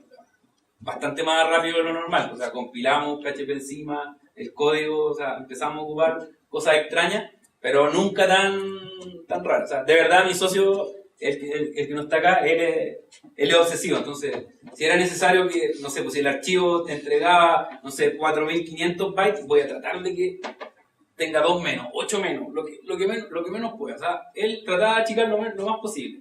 Para él era un problema. Lo perdimos un mes, Mauricio. Claro. Estuvo abducido por el tema y era como, oye, pero no quería hacer algo más. Y se llegaba todos los días hasta las 4 de la mañana en la oficina y era como... Es que en alta disponibilidad, y eso es algo que quizás a nadie le enseñan, pero lo importante no es cuánto puedo aguantar, sino qué tan rápido puedo responder. Eso es lo más importante. O sea, ¿qué tan rápido responde? ¿Qué tan rápido responde? Si yo tengo una aplicación que se demora 1 minuto en responder, tengo problemas.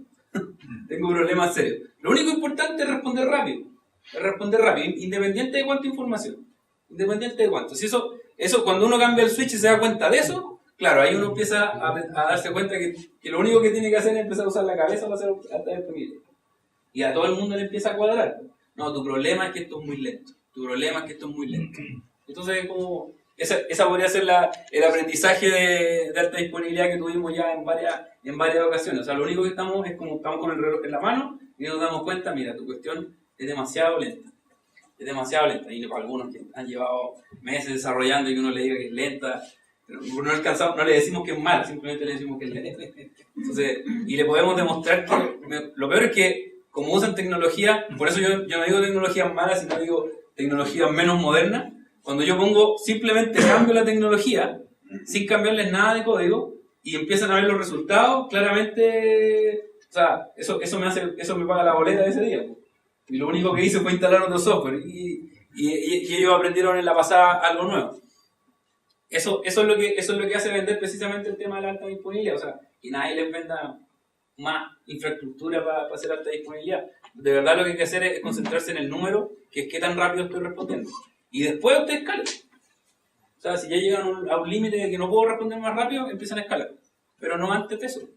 Tienen que llegar a la velocidad máxima. Eso es lo que tenemos que lograr. ¿Alguien conoce Nginx?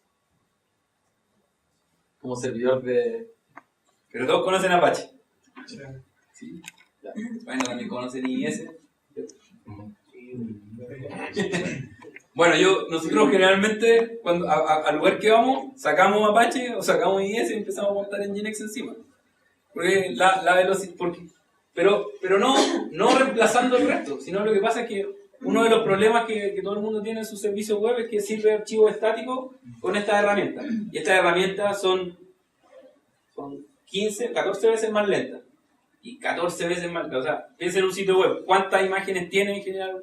Por ejemplo, un sitio web de compra. ¿Cuántas imágenes tiene? O sea, el 80% del sitio es solamente imágenes, o más incluso. El 95% del sitio es imágenes. O sea, no tiene ningún sentido ocupar un servidor lento para eso. O ocupan otro servidor. No, ¿qué hacen algunos? Compran una nube o un pseudo CDN donde se suben las imágenes como cacheadas para que las sirvan más rápido. Gastan más plata, probablemente el enlace internacional con el que se están conectando va a ser mucho más lento y la solución al final va a ser peor. Probablemente simplemente instalando un servidor que si hubiese cosas estáticas mucho más rápido hubiera solucionado el problema sin haber gastado ni un peso. Eso como que de verdad parece que no existe. Y es un solución activo. Nginx viene del mundo del porno. En Rusia tenían el problema de cómo servir más rápido el porno, así que los rusos se pusieron a trabajar en hacer un servidor nuevo. Entonces nosotros usábamos ese servidor. Pero no lo conocimos por ahí. Por eso decimos. Ahí te salvaste. La charla a tu señora. Sí. Pero particularmente nosotros, como para cerrar el proyecto súper entretenido, fue buena la cantidad de cosas que pudimos probar. Aparte, no era el tipo de proyecto que le íbamos a vender algo, sino que era como toda la consultoría y el proceso asociado, entonces la libertad para probar fue alta. Efectivamente las pruebas eran súper costosas, entonces cuando nosotros nos entreteníamos con que otro pagara las pruebas y podía hacer todas las pruebas que quería para ver lo que resultaba. Y por lo último, y efectivamente por el único año de los últimos 10 que no se cayó la plataforma donde entregaba los resultados. Y no tuvo ni cosquillas tampoco. Así que para nosotros fue un éxito bastante, claro, entretenido en ese sentido. Bueno, ¿cuántas máquinas se ocuparon? 8, una cosa así. Sí, fue nada. 8 máquinas. O sea, a los 5 minutos eran 2 máquinas. Pero no tenía ningún sentido tener tantas máquinas arriba. Así que más encima ahorraron plata de la que tenían estimada gastar. Ahora, Mauricio de repente, yo me reía. Mauricio, otro socio de nosotros, Mauricio hacía las pruebas y le gustaba jugar con infraestructura de Amazon. Que realmente me dejó como 60 máquinas arriba un mes. Fue súper bonita la cuenta que llegó a Amazon al final de semana. Así que de ahí empezamos a controlarle los juegos con las máquinas virtuales. Este también se los quería contar, fue entretenido también para nosotros, fue el primer proyecto como de monitoreo de infraestructura global para una minera. Fue entretenido por varias cosas. Una que fue un proyecto relativamente bajo recursos y la cantidad de cosas que les pudimos monitorizar como a nivel tradicional de infraestructura fue enorme. Habían cosas tan ridículas, por ejemplo, que tenía los tremendos generadores, los tremendos UPS, y se daban cuenta cuando se cortaba la luz porque el generador no alimentaba los aire acondicionados, entonces los aire acondicionados se cortaban. Ese era el monitoreo que tenían para saber cuando el aire acondicionado, o sea, cuando la luz dejaba de estar conectada y partía el generador. Y habían cosas tan básicas como que, no sé, un generador, está hablando de un generador de una minera, no es chico. Entonces el generador de una minera lo podéis conectar y monitorizarle todo. Entonces cuando le empezáis a mostrar este tipo de cosas, o otra cosa que es divertida, no sé, pues tenía en la mitad del cerro antenas Radwin para iluminar la mina con wifi, y cuando había un problema, alguien tenía que subir a la cresta del cerro que echaba 45 minutos para poder ver el estado de la antena. Entonces, y te dais cuenta, y eso no pasa solamente en la pequeña minería, también pasa en la mediana, que en el fondo si bien tienen mucha automatización por el proceso productivo desde el punto de vista de ahí, les falta mucho, y les falta mucho no porque no compren los juguetes más caros, es porque muchas veces no saben ni cómo manejarlo. Cosas bien básicas, o no sé, cuando estábamos nosotros, por ejemplo, les pasó que tenían unas radios, las radios que ocupaban para comunicarse, y todos los meses gastaban como 10 millones de pesos en cambiar las radios porque las radios fallaban. Y nadie le importaba que se gastaran 10 millones de pesos. Y se dieron cuenta en ese minuto que en realidad lo que pasaba era que estaban mandando más voltaje que el quemaba el fusible de todas las radios. Entonces, en vez de gastar 10 millones de pesos, empezaron a gastar 25 lucas porque compraban fusibles. Pero a nadie le importa. Alguien hizo lo felicitaron a alguien porque se ahorró 9 millones, que era un poco lo que comentaba Roberto. Al final gastan mucho, compran los juguetes más caros, pero es como que les pasáis un Mercedes y con suerte sabe manejar un caballo. Ni siquiera es que le pasáis un Fito porque no sabía manejar el auto. Y pasa harto eso, que si bien tienen, no sé, compran infraestructura, compran sistemas muy caros, pagan mucho por tecnología, la cercanía que tienen para consultoría o para saber o utilizar realmente los sistemas, para sacarle mayor provecho, es bien baja. No sé, cosas, nos ha pasado también, fuimos, no sé, a ir a la planta una planta de lubricantes, que era la más grande de América Latina, y el módulo para calcular lubricantes que era de SAP nunca le había funcionado. Entonces tenían un ingeniero un ingeniero industrial que estaba una semana con un Excel calculando la producción de las 2 semanas que venían. Si se enfermaba, no tenían producción las 2 semanas pagando y no sabían lo que venía. Y era un Excel corriendo con una macro de una semana. Y ese era el módulo de cálculo de producción de lubricantes de la ¿cómo se llama esto? De la más grande de América Latina. Y después nos pasó, también fuimos una vez con un cliente que tenía que era el mismo estilo, que tenía la planta ¿cómo se llama esto? Era taller mecánico, pero asociado a las empresas de seguro. Tenían las cadenas, las líneas de producción más grandes, pero tenían el mismo problema. No sabían cómo calcular o cómo en el fondo, predecir los arreglos que venían hacia adelante. Entonces no sabían cuándo sacar un auto de una línea y moverlo para el otro, cuándo este auto le iba a estancar la línea, no podían proyectar hacia adelante. Y tenían el mismo juego con un Excel que hacían cálculo aproximado y estaban 2 o 3 días corriendo. Y todas estas empresas tienen SAP o tienen grandes sistemas, pero al final es que muchas veces la tecnología mal implementada no alinea un poco lo que es la estrategia de negocio o una herramienta que se la entrega, como pasarle, no sé, le pasáis una metralleta a un cabro chico, no sé si va a saber lo que puede hacer con ella. A nosotros nos pasa a menor escala, por ejemplo, con algunas pymes que tú le vendís un RP, no, y lo quieren y están dispuestos a pagar, claro, bueno, si usted quiere pagar, se lo damos, o sea, no hay ningún problema. Pero, y son más simples de usar versus un SAP, que es súper complicado, de verdad, más que nada configurar.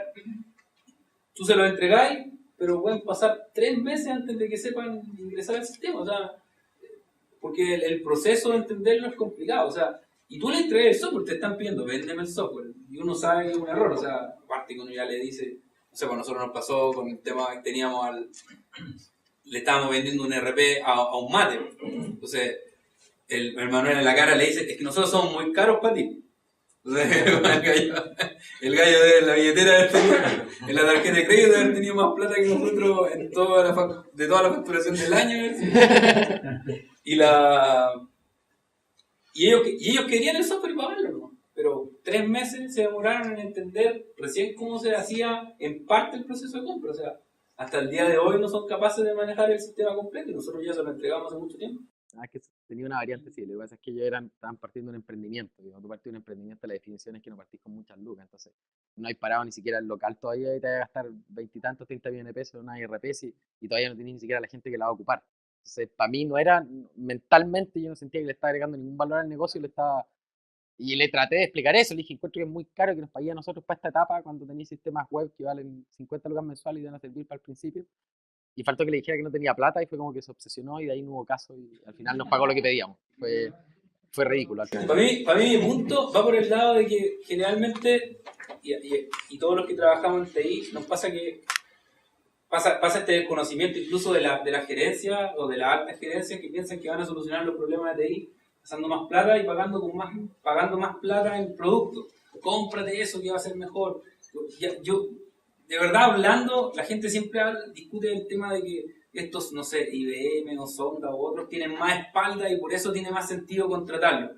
Pero de verdad, es al punto que he llegado es que ellos consideran que contratar estos productos les va a solucionar, entre comillas, algo. De verdad, lo que uno debería buscar, porque lo que está pasando con la industria del software en general o de la TI en Chile es que termina siendo cada vez más mala. O sea, yo a la empresa que voy encuentro que cada vez son más malos. Tienen gente muy mala, técnicos muy malos que hacen la pega y la van a seguir haciendo muy mal. Entonces, la única forma de mejorarla es que nosotros, en vez de estar promoviendo comprar otros software, yo no digo que no los compremos, digo que en vez de estar promoviendo, mejor contratemos empresas que quieran asociarse con nosotros para ayudarnos en la asesoría. O sea, probablemente nosotros no tenemos ni queremos tener toda la expertise que tienen ellos, pero tratar de que nos ayuden en poder elegir estas cosas. O sea, una buena empresa que asesora a una empresa grande es una empresa que se sienta contigo y en vez de criticar tus plataformas y decir que son malas y cambiarlas todas, es el que empieza a pensar en cómo hacerlas mejor, cómo hacerlas funcionar mejor. Te está faltando esto. Mira, con este detallito podrías arreglar estos problemas. Y tratar de, bueno, nosotros hacemos más que eso, nosotros tratamos de encauzar, nuestro objetivo es tratar de que el TI llegue a un lugar mucho más alto en términos de visibilidad dentro de la organización. Porque siempre está muy abajo y no tiene ningún sentido. O sea, más allá de que no sea quizás el lugar productivo de la empresa, casi todas las operaciones de la organización están soportadas ahí. O sea, de alguna manera hay que subirlo. Nosotros por eso buscamos vender indicadores en ese sentido hoy día. Tratar de elevarlo a la posición donde de verdad deberían estar. O sea, una empresa que no se suma a lo tecnológico, es muy raro que pueda después crecer en el tiempo a la velocidad que crece la competencia. La competencia crece muy rápido. O sea, nosotros somos lentos en Chile en general, como crecen en otros países con respecto a la tecnología. Y todo lo último, y algo también que estaba pasando mucho el último rato, efectivamente, no sé, si uno piensa, por ejemplo, y tú pensáis en el Enterprise, no sé, en Oracle, en soluciones de SAP y ese tipo de cosas, la propuesta, o hace, no sé, lo que pasaba hace 10 años atrás, es que en general una empresa partía, le prestaba, por ejemplo, un servicio a una institución grande y le planteaba una solución en Oracle porque Oracle era el estándar que había que ocupar y efectivamente la gran institución está dispuesta a pagar el sobrecosto. Y al final tenía sentido el sobrecosto por la realidad que podía hacer, por el respaldo que tenía la empresa y todo eso. Pero un poco lo que iba pasando con la tecnología, y es lo que iba pasando en los últimos 10 años, y que en Chile todavía no se ha notado tanto, es que efectivamente si Oracle vale una vez más, tú estás dispuesto a pagarlo. Si vale 10, también.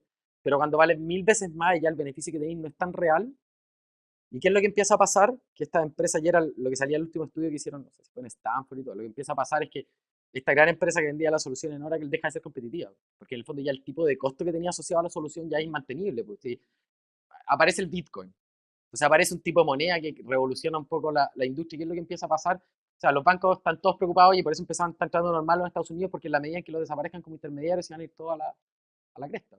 Y y el costo que ellos tienen, el sobrecosto que tienen para mantener ellos la moneda y para generar las cosas desde el punto de vista de tecnología ya no es real.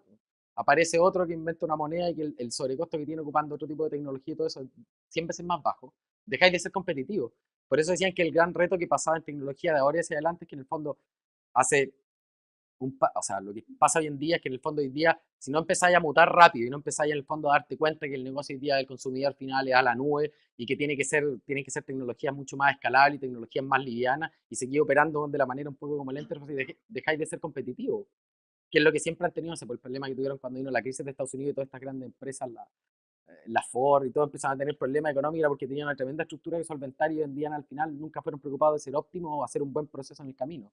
Y era la gran diferencia que tenían con Toyota, que siempre fue mejorando y fue generando valor en toda la cadena y siempre fue replanteándose cómo hacía las cosas y viendo cómo hacerlas más eficientes. Y, y cuando no te cuestionáis sobre el camino y dais por sentado ciertas cosas y decís, no, lo que hay que ocupar es esta tecnología y de esta manera y hay que pagar lo que valga, aparece otro que empieza a hacerlo de una manera distinta, es más eficiente y te desplaza muy rápido. Y en tecnología es muy rápido desplazarse. Y, y no es tan raro, o sea, y pasa con los grandes, pasa con los chicos. No sé, todo el mundo decía, nadie va a desplazar no sé, cuando estaba Messenger, todo el mundo ocupaba Messenger, ya Messenger no se va a ir nunca. Y aparece Google, aparece un Google Talk y empieza a desaparecer y a comerse todo el mercado. Hace 5 años todo el mundo decía Exchange es la única alternativa empresarial de correo que realmente es seria. Y empezó a aparecer Google con una plataforma muy distinta y regalándola. Ahora no. Pero, y empezaron a ganar confianza y a ganar consumidores y hoy día tienen mayor cantidad de cuentas de correo que Exchange. Son los más grandes en el mundial, creo que eran 60 que tenían, no me acuerdo, considerando Gmail y todo. Pero al final, siempre cuando aparece alguien con algo tecnológicamente, una propuesta tecnológicamente distinta y no compitiendo en las mismas, claro, si tú competís de Oracle a Oracle, es súper complicado que le ganéis la pelea a Oracle. Pero si competís pensando entregando la misma solución de valor al negocio y lo planteáis de otra manera, en un punto tiene que cambiar el mercado, o empezó, ya ha pasado a pasar afuera, no aquí todavía, pero en el fondo buscáis la mejor solución y ya no te importa tanto lo otro, porque la diferencia, el sobrecosto ya no lo justifica. Hay situaciones que se puede justificar, pero el 99% de las veces no se justifica un sobrecosto de 1000 veces para lograr el mismo resultado al final del día, ¿no? O para lograr resultados peores muchas veces, eso es lo que pasa también. Y yo encuentro que a mí me gusta por lo menos el cambio. Encuentro que lo que se ha estado haciendo ahora, todo esto, el hecho de que aparezca Guase y lo tenga que comprar uno grande y genera una atracción de mercado y todo eso, lo encuentro súper bueno y creo que el mercado va a seguir cambiando, orientado a generar estructuras o problemáticas de una manera más simple y más eficiente y no sencillamente pensando en la gran base de datos, en la virtualización. Todo el mundo, Google a mí siempre me ha gustado por varias cosas. Por ejemplo, cuando no sé, si yo le pregunto a cualquiera cómo administrar gran cantidad de datos o cómo ser eficiente con los discos duros, y todo el mundo se imagina salas y salas de storage y con el storage más caro del mundo, poniendo discos, encadenando discos SATA o sea, SAS o de estado sólido, y esa es la construcción, cómo se hace el storage. Y así opera. Y cuando apareció todo este paradigma, el único que lo cambió de una manera súper inteligente fue Google. Y Google dijo, a ver, a mí me cuesta, si yo pongo puros discos duros caros, me sale, por ejemplo, un tera, $10.000. Pero si yo pongo puros discos baratos y en vez de poner un disco SAS, pongo 10 discos SATA, escribir y leer en 10 discos al mismo tiempo es más rápido que escribir en un disco SATA que me cuesta lo mismo que 10 discos. Entonces, en realidad es más barato para mí meter muchos discos duros baratos y que caigan y irlos cambiando y tener mucha redundancia que pensar en tener la solución de los discos SAS. Y de hecho le llamaron The Google Way, de cómo hace todo el tema del storage, y incluso inventaron un file system, Google File System, para poder administrar todo este tipo de estructura distribuida y todo. Y te empezás a dar cuenta que el que empieza a pensar distinto y a plantear soluciones distintas, en un minuto sí se pega el despegue y tenéis que empezar a verlo antes de que, o sea, tenéis que hacerlo antes de que la industria te pegue. Cuando ya lo agarraste porque la industria te pegó, ya no tenéis cómo reaccionar. La reacción es muy lenta y en general es súper lenta. Y por eso que si uno lo piensa, no sé, pues el hecho de que los bancos se empiecen a preocupar ahora por el Bitcoin y en Estados Unidos está empezando a normallo y todo, es porque están asustados y tienen un miedo asociado a eso, porque en el fondo saben que la tecnología avanza muy rápido y una vez que pasa algo ya no lo pueden controlar y dejan completamente de ser competitivos. Y dejáis de ser competitivos de un día para otro, no es cosa de años no, ya no son procesos de años, pueden ser procesos de meses, pueden ser procesos súper rápidos. Lo mismo el caso de Amazon con la infraestructura en la nube, vendiendo virtualización en la nube, cosa que hace 15 años, no sé, o 5 años era inimaginable que tú le vayas a pagar a alguien para que administrara tus servidores virtuales y tenerlo todo en una nube afuera de que no sabías dónde estaba y en qué parte del mundo estaba.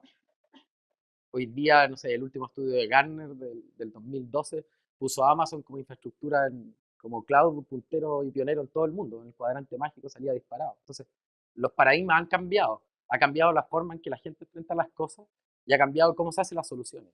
Y yo creo que en Chile todavía estamos bien atrasados en eso y no sé si, y lo más que es preocupante también es que los tomadores de decisión desde el lado de TI tampoco se quieren subir a caballo en eso y no quieren correr los riesgos. Hoy día si tú le decías a alguien, es como el típico chiste del de recursos humanos que tiene que llevar un humorista para un evento y llega Álvaro Sala y no un humorista no conocido, porque si el humorista no conocido actúa mal, le echan la culpa a él, si Álvaro Sala actúa mal, la culpa es de Álvaro Sala.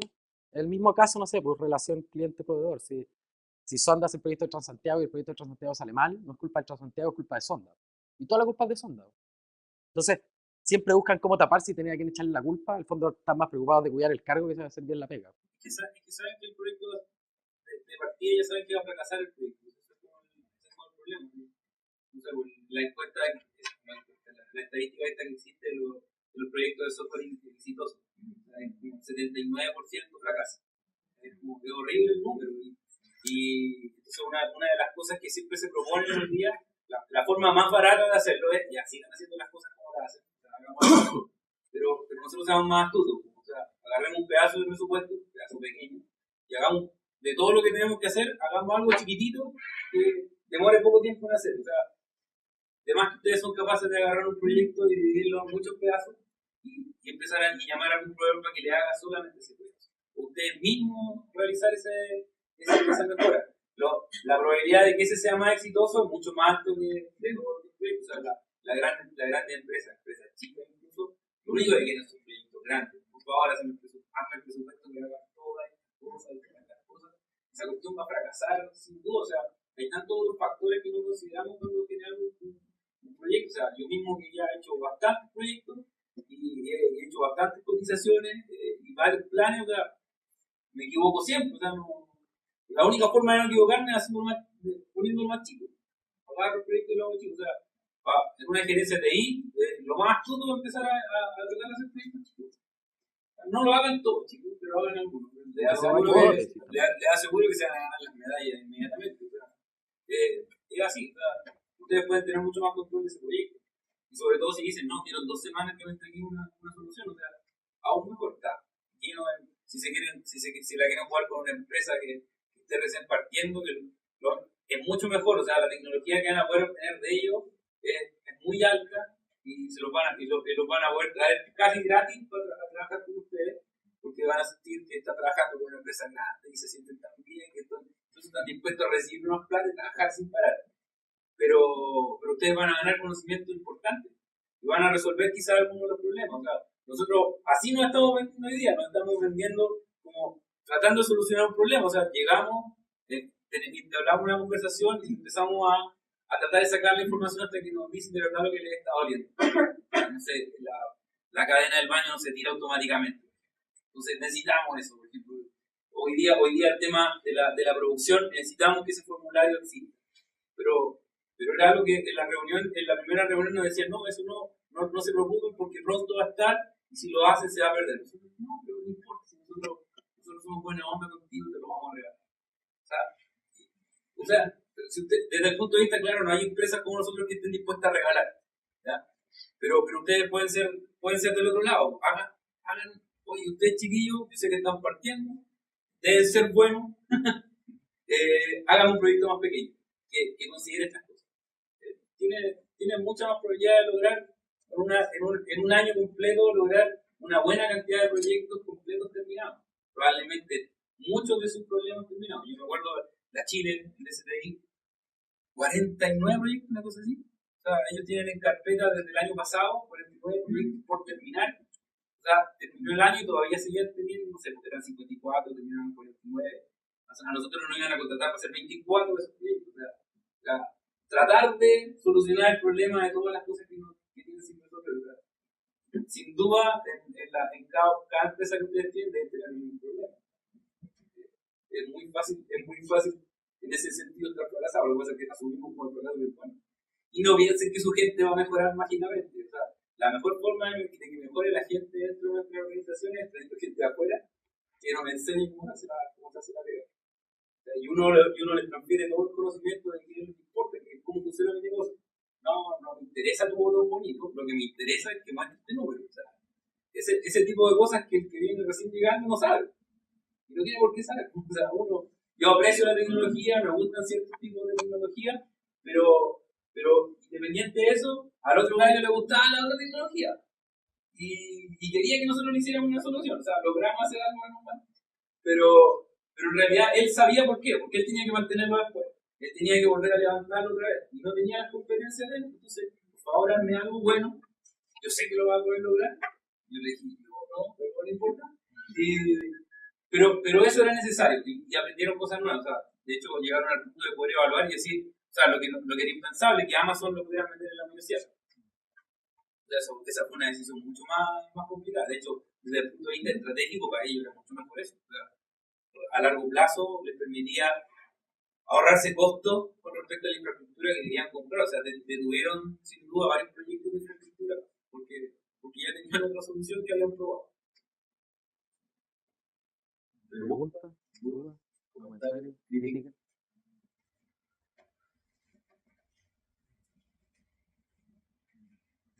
Yo quiero hacer una pregunta. Una charla pasada que tuvimos un chelista que habló de la venta, un poco el tema del software, y causó harta polémica porque le hablaba mucho de no entregar la propuesta. Porque cuando uno entrega la propuesta, de cierta forma perdiste el poder de conversar, de ver todo el proceso, de cierta forma. Claro. Y ustedes descubrieron una manera de no entregar la propuesta. De cierta forma, como que agarraron el pan, sacaron las migas y las fueron entregando a poco. Un poquito así la analogía. Y de cierta forma capturaron el poder de liderar la venta de cierta forma, y el cliente lo tuvieron un poquito grabado siempre. O sea, partieron con esta estrategia clásica de que tener la propuesta gigante y ojalá que alguien me la venda, pero en verdad se dieron cuenta que los tipos tenían ventajas competitivas porque ya los proveedores habían probado, etcétera, y perdieron casi toda la propuesta. Y ahora le dieron una vuelta, hicieron una especie de promotion de venta y lograron de no tomar esa forma. Lo encuentro súper bueno, y aparte lo mezclaron con una estrategia ágil. O sea, Y parece que te está resultando. Han mejorado mucho los números. Igual la oficina relativamente igual lleva hartos años y igual tiene, o sea, tiene hartos ingresos fijos por cosas que hacemos o proyectos que ya están funcionando. Entonces, en general siempre nos damos, o lo que nos pasa es que tratamos o de crecer más allá de lo que queríamos crecer, o probamos un proyecto nuevo. Al final siempre nos gastamos la plata haciendo otras cosas o investigando o capacitando al final. La cantidad de plata que invertimos en capacitaciones o en certificaciones de afuera, hemos mandado de fuera de Chile a certificarse. Siempre en vez de vacaciones, claro. Mauricio mismo vacaciones que lo mandamos a Buenos Aires a certificarse. Y en general invertimos mucho en eso. Pero cuando tratamos de construir la otra estructura de ventas como tradicional, que fue la parte un poco que queríamos hacer, fue muy mala la experiencia. Porque en el fondo no éramos, o nos pasa que si bien queríamos entrar con los más grandes, no era el mismo tipo de propuesta el que estábamos haciendo al final. Porque si toda la propuesta era por precio, al final la decisión era por precio, perdía un poco el sentido de lo que queríamos hacer. No es muy comparar, dos propuestas de software pueden tener la misma cantidad de páginas, no tienen nada que ver. Tienen cosas escritas distintas que no dicen nada. Y en general, por eso que el precio es bien reacio al tema claro, de pasar una propuesta, a mí no me gusta tampoco ya. O la propuesta no dice nada desde el punto de vista de tecnología, dice solamente qué es lo que queremos lograr y cuál es la visión que nosotros leemos del negocio. Pero no va ligada a una respuesta tecnológica, ni distribución, ni de arquitectura, ni de dónde va el bus de servicio que decía Roberto, y eso en general lo dejamos un poco de cara que confíen en nosotros. Cuesta más, pero en la medida que se lo empezáis a entregar de a poco y le empezáis a agregar valor, te van cediendo de a poco. A mí me pasa lo que a mí me pasó hace poco, o sea, esta semana han pasado varias cosas. Yo, la última propuesta que entregué la entregué esta semana. Y hojas, el tema de la integración con el sistema de agencia de reserva, de viaje, agencia de viaje. La última propuesta, yo la entregué y ya sé, ahí está el precio. Nosotros nos preguntamos, ¿le va a gustar? Probablemente no le va a gustar. La entregamos el día miércoles. Ayer. O sea, hasta el día de hoy no nos han llamado. Y eso que, bueno, ya no habían tramitado el año pasado. O sea, por buena onda que son ellos, le quisimos hacer la propuesta de nuevo y llevar otras cosas. Pero la diferencia es Alfa, por ejemplo, que ellos nos llamaron, ellos siguen interesados. Todavía no hemos vendido nada, no hay ninguna propuesta, les tiramos los números. Aunque se espantaron, igual si quieren seguir conversando con nosotros. Y lo mejor es que ahora la reunión que tuvimos fue en nuestra oficina, no fue en la oficina de ellos. O sea, ellos se tomaron el tiempo de venir a la oficina. Y de hecho, la persona que viene a Antofagasta a una reunión con nosotros y trajo a otra persona que dijo que a nosotros no iba a servir. Claro, y nos sirve. Esa es la persona que sabe de dónde salen los datos y cómo se calculan las cosas. Qué mejor que tener todo el camino pavimentado ahora, porque nosotros teníamos todas esas inseguridades cuando estuvimos en la reunión con el gerente general, que no sabíamos de dónde iba a salir la información. Tenemos a alguien que la sabe calcular, que lo hace, que no tiene problema, que no siente que nosotros con nuestro reporte la vamos a desplazar. O sea, porque su labor en el contrato no es hacer reportes para el resto, sino que su labor es controlar. Y como no tiene la información, no puede hacer nada. Simplemente se llega puro jugando con el Excel todo lo día. Entonces, fue súper bueno, o sea, pero se nota la diferencia. O sea, los dos clientes súper interesados. Si nosotros le llamamos, no sé, una hora antes o 2 horas antes, oye, ¿sabes que no podemos ir a la reunión porque estamos ocupados? No hay problema, corrámosla ya media hora más, 1 hora más, al otro día. O sea, ellos se hacen espacio en la agenda y estamos hablando con gente que de verdad, como que a uno le molesta. Claro, con este gerente general no me preocupe. O sea, si le cambio la reunión y el día, usted no el domingo lo vamos a hacer. No, pero estos gallos de verdad, uno sabe que se molesta.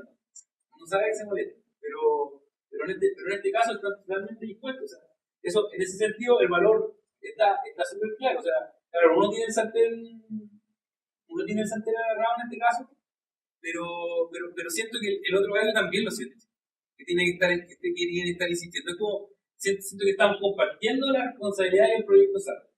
Y porque en ningún momento, siempre estoy pensando que están ganando algo juntándose con nosotros, o están entendiendo mejor cómo ellos funcionan, o no sé qué están ganando, para ponerlo en otras palabras. Pero yo no estoy perdiendo nada, eso es todo mi interés. Claro, todavía no ganamos $1,000 en ese sentido. Pero por el momento no lo he perdido con respecto a lo que perdí antes. Antes la incertidumbre, eso, ¿cuándo me van a llamar? O sea, ahora me llaman, ¿no? Y me preguntan si nos vamos a reunir de nuevo. Yo estoy esperando dar el sablazo no ahora.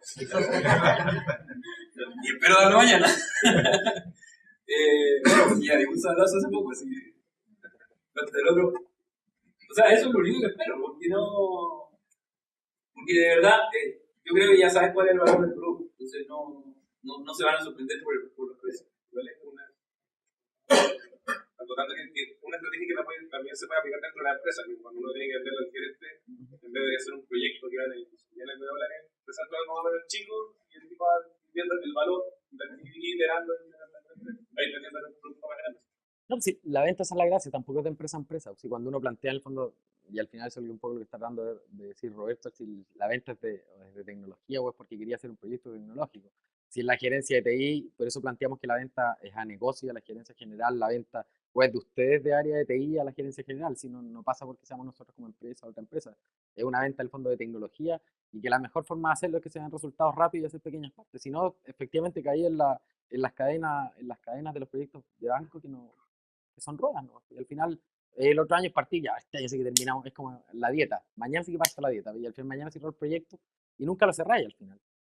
Y en general ¿por qué uno lo critica? Al final igual tiene una tremenda estructura, tienen hartas cosas operando, pero yo nunca he visto en ninguna otra industria, y en ese sentido es verdad, la ineficiencia que tiene la banca para la ejecución de proyectos. Nunca lo he visto. No lo vi no lo vi ni en la minería, no lo vi ni en el retail, cuando nos hemos metido con el retail, no lo vi en... El DCI tiene un grupo que funciona. El DCI era... El DCI tiene un grupo que funciona. Sí. Bueno, voy a cambiar un poco prácticamente de tema, yo lo comentaba antes, Blake.